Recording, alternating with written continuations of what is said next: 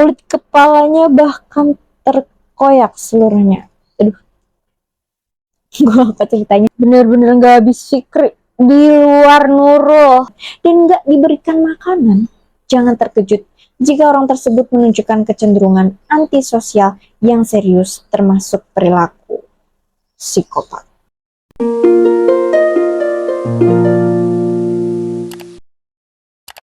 Halo Fauners, selamat datang di Asal Kita Tahu.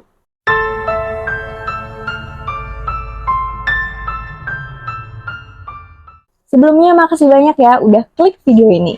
Seperti biasa, kalau rasio videonya udah berbentuk begini, tandanya kita akan banyak bercerita panjang kali lebar. Cerita kali ini sangat menarik untuk dibahas, karena kalian gak akan cuma sekedar dengerin cerita doang, tapi juga belajar tentang psikologi hewan, terkhusus tentang si paus pembunuh yang satu ini.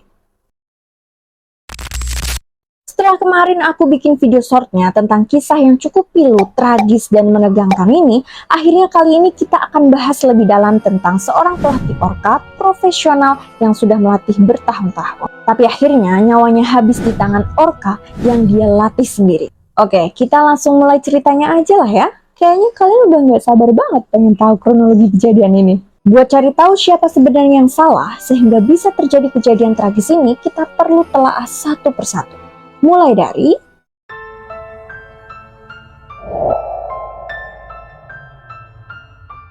pada tanggal 16 April 1969, lahirlah wanita bernama Dawn Therese Loverde di Cedar Lake, Indiana, USA.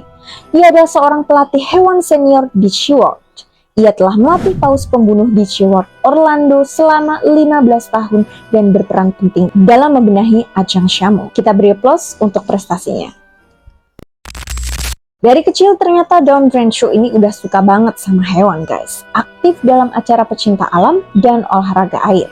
Bahkan dari umur 10 tahun ketika orang tuanya membawanya berlibur ke SeaWorld di Orlando, saat ia berjalan menyusuri lorong stadion Shamu, dia udah bilang gini ke ibunya, "This is what I want to do." Inilah yang ingin saya lakukan. Ini adalah mimpinya yang ingin dia lakukan dan dia menyukai pekerjaannya, kata ibunya. Kalian pernah dengar atau tahu tentang seseorang akan meninggal dengan apa yang dia sukai atau yang sering dia kerjakan? Mungkinkah ini suatu kebetulan?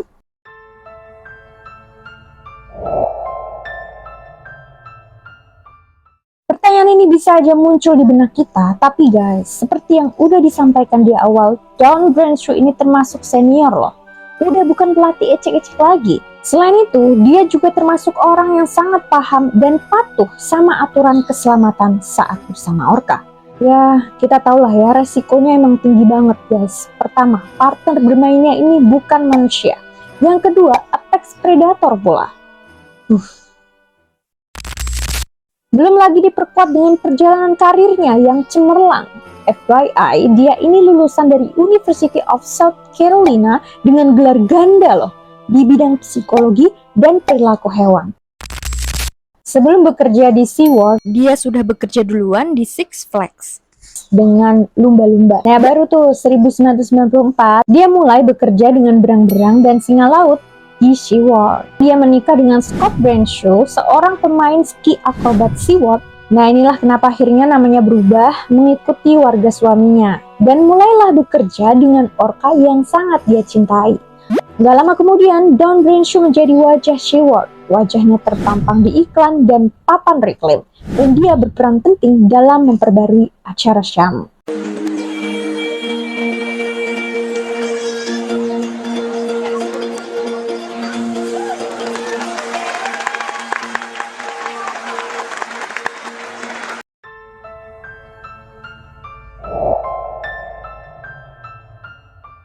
Tilikum diberi julukan Tilly, adalah seekor paus pembunuh di penangkaran. Pasti udah bisa tebak ya guys, yap bener, ini adalah paus yang menghabisi pelatihnya Dawn Renshaw. Jadi Tilly ini nggak lahir di penangkaran, tapi berasal dari laut lepas lalu ditangkap pada tahun 1983, tepatnya di Islandia. Tilikum telah dipisahkan dari ibunya sejak berumur 2 tahun. Bayangin guys, seekor orka muda di laut, dirawat oleh induknya dengan sangat baik, diperhatiin, dididik sama orang tuanya, dikelilingin oleh cinta. Tiba-tiba keamanan dan kenyamanan itu direnggut. Setelah itu diterbangkan ke belahan bumi lain, jauh dari habitat yang sebenarnya dia tempati. Belum lagi di Victoria, Tilikum ditempatkan di kolam berukuran 100 kali 50 kaki dengan kedalaman hanya 35 kaki, dilatih dengan teknik kekurangan makanan dan diintimidasi oleh dua orka betina yang lebih tua, Haida dan Nutka namanya.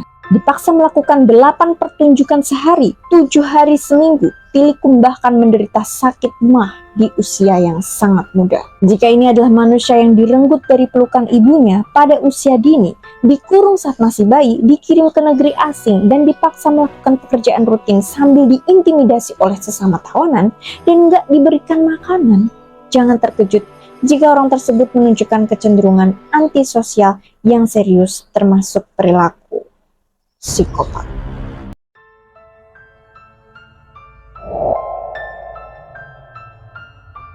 Yaps, bener banget guys. Jadi ternyata Tilikum memiliki masa lalu yang cukup kelam. Pada bulan Februari 1991, dia menenggelamkan asisten pelatih Kelty Byrne setelah dia terpleset dan jatuh ke dalam kolam.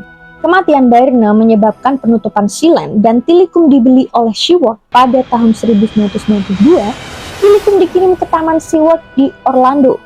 Pada tahun 1999, Tilikum membunuh lagi, menenggelamkan Daniel Duke, seorang tunawisma berusia 27 tahun, terbunuh setelah melompat ke kolam ikan paus tanpa pengawasan.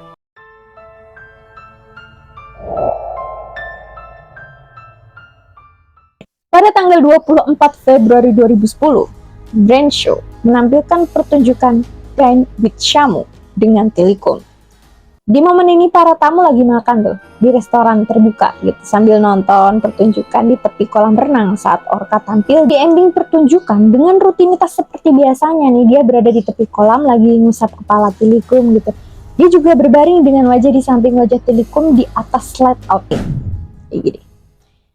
Tiba-tiba nggak ada angin, nggak ada hujan nih guys. Tilikum menggigit kuncir kudanya, ditarik ke dalam air. Tapi menurut sumber lain ada juga yang bilang bahu atau lengan Brenshaw yang ditarik ya. Pergerakan orka ini sangat cepat, menariknya ke dalam air lalu menenggelamkannya. Dalam sekejap semua jadi panik. Panik banget tuh pokoknya. Karyawan lain menggunakan jaring dan melemparkan makanan ke dalam air buat ngalihin perhatiannya si Tilikum. Berpindah dari satu kolam ke kolam lain, mereka akhirnya mengarahkan Tilikum ke kolam medis yang lebih kecil, di mana akan lebih mudah untuk nenangin si Tilikum ini. Setelah kurang lebih 45 menit, Tilikum melepaskan jenazah Brenshaw. Udah jadi jenazah guys, karena ditemukan udah tidak bernafas lagi. Laporan otopsi menyebutkan Brenshaw meninggal karena tenggelam dan trauma benda tumpul.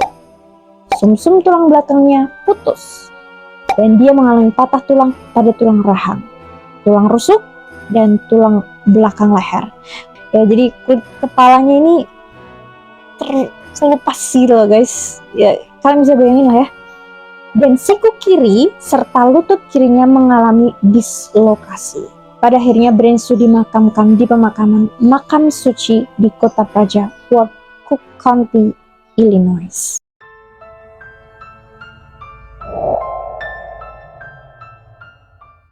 Setelah kematian Brenshaw, pertama, nggak ada pelatih SeaWorld yang memasuki kolam untuk melakukan pertunjukan dengan orka. Di skip dulu, diisolasi dulu nih para orka-orkanya. Saat dalam pertunjukan, pihak SeaWorld melarang pelatih berada di air bersama orka. Dilarang deketan gitu guys, pokoknya agak LDR-an gitu ya. Agak jauhan dikit lah. Jangan deket-deket banget. Pada tanggal 23 Agustus 2010, SeaWorld didenda $75.000 karena 3 pelanggaran keselamatan, salah satunya terkait langsung dengan kematian Brenshaw. Dibuatnya film dokumenter berjudul The Blackfish yang berfokus pada kematian Brenshaw dan mengkritik penahanan orka. Kejadian ini begitu menarik perhatian dunia, terutama di USA. Mereka begitu bersimpati terhadap orka-orka yang ditahan di penangkaran.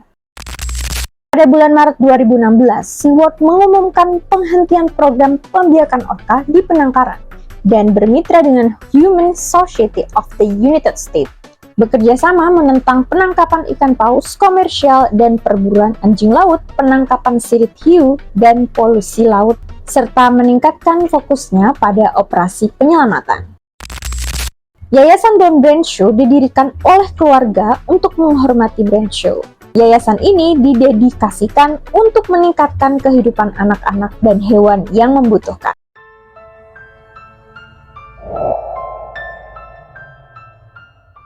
Jika ditarik ke belakang, ada beberapa hal yang cukup mengganjal sebenarnya setelah kejadian ini terjadi. Yang pertama, SeaWorld nggak ngasih tahu orang-orang tentang sejarah semua hewan atau insiden yang pernah terjadi pada orca.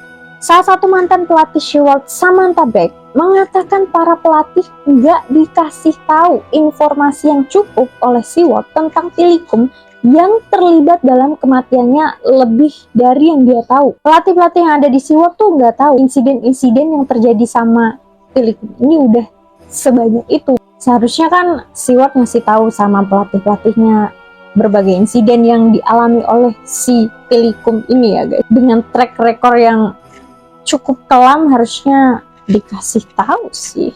Ya nggak sih? Ya kan? Untuk ukuran SeaWorld yang udah menghasilkan bermiliaran dolar, cuma didenda 75.000 US dollar. Itu dinilai terlalu kecil dan tidak sebanding dengan dampak yang ditimbulkan. Harusnya bisa lebih besar mungkin. Safety guidelines yang gagal dan nggak kunjung direvisi. Udah tahu itu prosedur atau SOP keamanannya, metode keamanannya itu gagal, tapi nggak segera direvisi oleh SeaWorld nih, masih aja dipakai. Sampai akhirnya terjadilah kematian Don Branch. Bahkan SeaWorld tuh terkesan diam aja dan nggak melakukan klarifikasi apapun ketika Branch diduga melakukan kesalahan dengan tidak mematuhi pedoman keselamatan. Padahal pelatih sebelumnya pun saat bersama Tilikum juga melakukan hal yang sama seperti yang dilakukan Don Branch. Jadi, pedoman mana yang dilanggar? Setelah semua hal yang udah kita ketahui, menurut kalian siapa yang salah nih Fauners? Dan hal-hal apa aja yang perlu direvisi biar jadi lebih baik? Yuk, kita diskusiin sama-sama di kolom komentar. Jangan lupa juga klik like dan subscribe-nya ya. Terima kasih sudah nonton sampai akhir video ini. See you on my next video. Sarang!